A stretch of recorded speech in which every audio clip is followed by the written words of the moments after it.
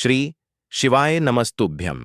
दोस्तों, जैसा कि आप सभी जानते ही हैं कि इस सावन महीने की सबसे विशेष एकादशी यानी कि कामिका एकादशी की तिथि आ चुकी है और पूज्य गुरुदेव ने इस तिथि के लिए अपनी शिव महापुराण की कथा में बहुत ही सुंदर सा उपाय बताया है।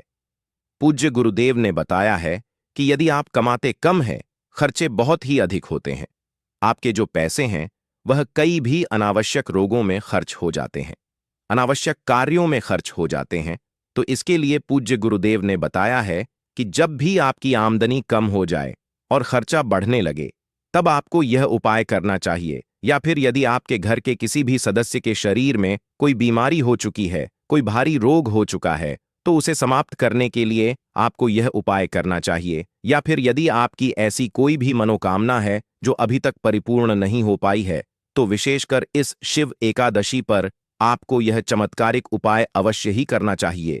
गुरुजी ने कहा है कि सावन का पवित्र महीना है और सोमवार का दिन है और एकादशी की पवित्र तिथि है। लगभग 50 वर्षों के बाद बना है यह महासंयोग, इसीलिए इस मौके को अपने हाथ से जाने नहीं देना है। तो चलिए दोस्तों, जानते हैं इन विशेष उपायों के बारे में। लेकिन उससे पहले आप सभी से एक निवेदन है कि यदि आप चैनल पर पहली बार आए हैं तो चैनल को सब्सक्राइब करें और कमेंट में श्री शिवाय नमस्तुभ्यम या फिर ओम नमः शिवाय जरूर लिखें। देखिए, यह एकादशी साल की सबसे बड़ी एकादशी है और इसका महत्व इसीलिए अधिक बढ़ जाता है क्योंकि यह हमारे महादेव के सबसे प्रिय महीने और सबसे प्रिय दिन यानी कि सोमवार के दिन आई हैं। पूज्य गुरुदेव ने बताया है कि इस शिव एकादशी पर आपको कुछ ऐसे विशेष उपाय करने हैं जो आपके जीवन की तमाम समस्याओं को समाप्त कर देंगे। तो चलिए दोस्तों, जान लेते हैं गुरुदेव द्वारा बताए गए सबसे पहले चमत्कारिक उपाय के बारे में। देखिए, इस उपाय के लिए गुरुदेव ने बताया है कि यदि आप शिवालय नहीं जा सकते हैं, आपके आसपास शिव मंदिर नहीं है, तो फिर आपको इस शिव एकादशी पर एक विशेष कार्य करना है। अगर आपके घर के आसपास इन 4 या 5 वृक्षों में से कोई भी एक वृक्ष है, तो उसके नीचे आपको जल अर्पित कर देना है। पूज्य गुरुदेव ने बताया है कि मात्र इतना ही कर लेने से यह उपाय सीधे महादेव को प्रसन्न करता है।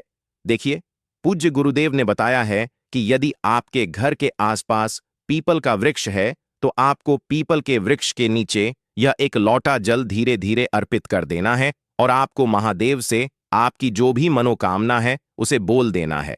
आपको अपनी जो मनोकामना है वह पीपलेश्वर महादेव से परिपूर्ण करने की प्रार्थना कर लेनी है।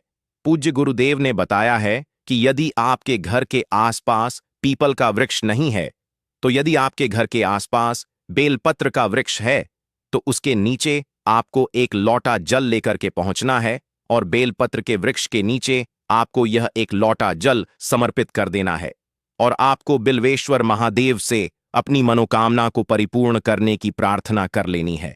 बिल्वेश्वर महादेव का स्मरण करते हुए आपको अपनी वह विशेष मनोकामना महादेव से बोल देनी है और आपको यह जल बेलपत्र के वृक्ष में ही समर्पित कर देना है। अगर आपके घर के आसपास बेलपत्र का वृक्ष नहीं है, तो आपको बरगद के वृक्ष के नीचे एक लोटा जल लेकर के पहुंचना है और यह जल आपको बरगद के वृक्ष के नीचे समर्पित कर देना है। वटकेश्वर महादेव का स्मरण करते हुए और आपकी जो भी अधूरी मनोकामना है उसे आपको वटकेश्वर महादेव से परिपूर्ण करने की प्रार्थना कर लेनी है। पूज्य गुरुदेव ने बताया है कि बरगद के वृक्ष के नीचे जल समर्पित करने का सबसे बड़ा लाभ यह होता है कि हमारे जीवन में धन के नए नए रास्ते खुलते हैं और यदि हमारे जीवन में कोई भी भारी कर्ज हो चुका है तो वह भी बहुत ही जल्द समाप्त होने लगता है। इसके बाद पूज्य गुरुदेव ने बताया है कि यदि आपके आसपास बरगद का पेड़ भी नहीं है, तो फिर आपको आंवले के वृक्ष के वहां पर यह जल लेकर के पहुंचना है और आपको अक्षेश्वर महादेव का स्मरण करते हुए जल समर्पित कर देना है। आपको अक्षेश्वर महादेव का स्मरण करते हुए आपकी जो भी अधूरी मनोकामना है उसे परिपूर्ण करने की प्रार्थना कर लेनी है। पूज्य गुरुदेव ने बताया है कि हमारे सनातन संस्कृति में इन 4 वृक्षों को देव वृक्ष कहा गया है और इन चारों ही वृक्षों में से केवल एक वृक्ष भी यदि आपके घर के आसपास है, तो मात्र आपको एक लौटा जल इन वृक्ष में समर्पित कर देना है। इस सावन सोमवार की एकादशी पर यदि आप इन 4 वृक्षों में से केवल एक वृक्ष में जल अर्पित कर देते हैं और आपकी जो विशेष मनोकामना है वह आप महादेव से बोल देते हैं। तो गुरुजी ने बताया है कि हम आपको इस व्यासपीठ से यकीन दिलाते हैं कि आपकी जो मनोकामना है वह निश्चित ही महादेव की कृपा से कुछ ही दिनों में परिपूर्ण होगी, क्योंकि आप सभी जानते हैं कि इस बार की एकादशी सावन सोमवार के दिन आई है।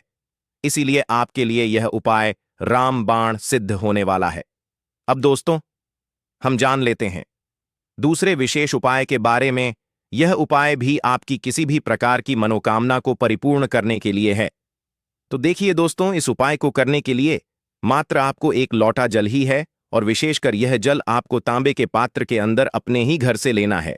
अब देखिए, मात्र यह एक लोटा जल लेकर के सीधे आपको पहुंच जाना है भगवान शिव के मंदिर में। यह उपाय विशेषकर आप इस सोमवार की एकादशी पर सुबह से लेकर के शाम तक किसी भी समय में कर सकते हैं। देखिए, शिव मंदिर पहुंचने के बाद सबसे पहले तो आपको यह जल जो है इसे धीरे धीरे शिवलिंग पर अर्पित करते जाना है, और लगातार आपको शिव महापुराण के मूल मंत्र श्री शिवाय नमस्तुभयम इस मंत्र का जाप करते रहना है। फिर इसके बाद आपको शिवलिंग के सामने खड़े होकर के 3 बार ताली बजाना है, और 3 बार में आपको स्वधा स्वधा स्वधा इस नाम का स्मरण भी करना है। पूज्य गुरुदेव ने बताया है कि एकादशी पर स्वधा नाम का स्मरण करने मात्र से आपके शरीर में जो भी रोग हैं वह भी समाप्त हो जाते हैं। और यदि आपके जीवन में खर्च बहुत अधिक है और आमदनी आपकी कम है, तो उसमें भी आपको महादेव की कृपा प्राप्त होने वाली है। और यदि आपके जीवन में किसी भी प्रकार की समस्या चल रही, तो उन सभी समस्याओं से भी आपको महादेव की कृपा से दूर होने वाली है। अब दोस्तों, हम जान लेते हैं पूज्य गुरुदेव द्वारा बताए गए तीसरे सबसे खास और चमत्कारिक उपाय के बारे में। देखिए, इस उपाय के लिए आपको मात्र एक लोटा शुद्ध जल ले लेना है तांबे के पात्र के अंदर अपने घर से।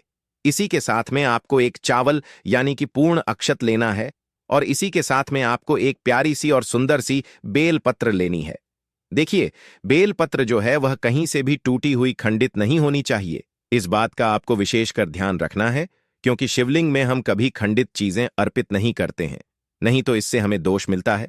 देखिए, यदि आपके पास बेलापत्र नहीं है तो आप शिवलिंग पर चढ़ी हुई बेलपत्र को भी पुनः शुद्ध जल से धोकर के इसका उपयोग कर सकते हैं। केवल बेलपत्र को लेते समय ध्यान रखना है कि यह कहीं से भी कटी फटी खंडित नहीं होनी चाहिए, और बेलपत्र की डंडी के आखिर में जो ढूंढ होती है, डंठल होता है, उसे भी आपको हटा देना है। तो देखिए, सबसे पहले तो आपको इन सभी सामग्रियों को लेकर के पहुंचना है भगवान शिव के मंदिर में। देखिए दोस्तों, मंदिर पहुंचने के बाद सबसे पहले तो आपके पास जो एक चावल यानी कि अक्षत का दाना है, इसे आपको भगवान शिव के शिवलिंग पर ही समर्पित कर देना है। श्री शिवाय नमस्तुभ्यम या फिर ओम नमः शिवाय इस मंत्र का लगातार जाप करते हुए, इसके बाद आपके पास जो एक बेलपत्र है, इसे आपको अपने सीधे हाथ की हथेली पर रखना है, और आपकी किसी भी प्रकार की मनोकामना है जो परिपूर्ण नहीं हो पा रही, चाहे आपकी जो मनोकामना है वह धन प्राप्ति को लेकर हो, या फिर हो सकता है कि यह उपाय आप अपने व्यापार को बढ़ाने के लिए कर रहे हैं, या फिर यदि आप अपनी नौकरी के लिए यह उपाय कर रहे हैं, या फिर यदि आप अपने विवाह लिए यह उपाय कर रहे हैं।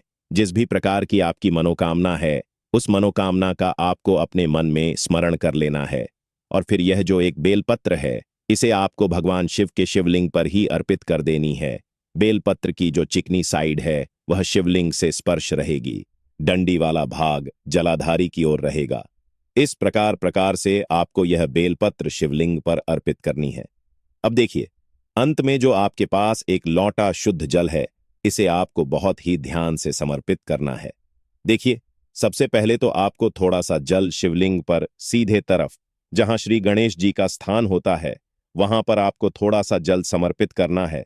फिर थोड़ा सा जल आपको श्री कार्तिकेय जी वाले स्थान पर अर्पित करना होगा। फिर आपको थोड़ा सा जल माता अशोक सुंदरी वाले स्थान पर अर्पित करना होगा। फिर आपको थोड़ा सा जल मां पार्वती के हस्त कमल यानी कि कटी वाले भाग पर भी अर्पित करना है। अंत में जो थोड़ा जल बचेगा, इससे पूरा आपको भगवान शिव के शिवलिंग पर ही श्री शिवाय नमस्तुभयम इस मंत्र का जाप करते हुए समर्पित कर देना होगा। पूज्य गुरुदेव ने बताया है कि जब भी आप शिवलिंग पर जल अर्पित करें, तो आपको यह जल इतने धीरे धीरे समर्पित करना चाहिए कि आप कम से कम 11 बार श्री शिवाय नमस्तुभयम इस मंत्र का जाप अवश्य कर सके।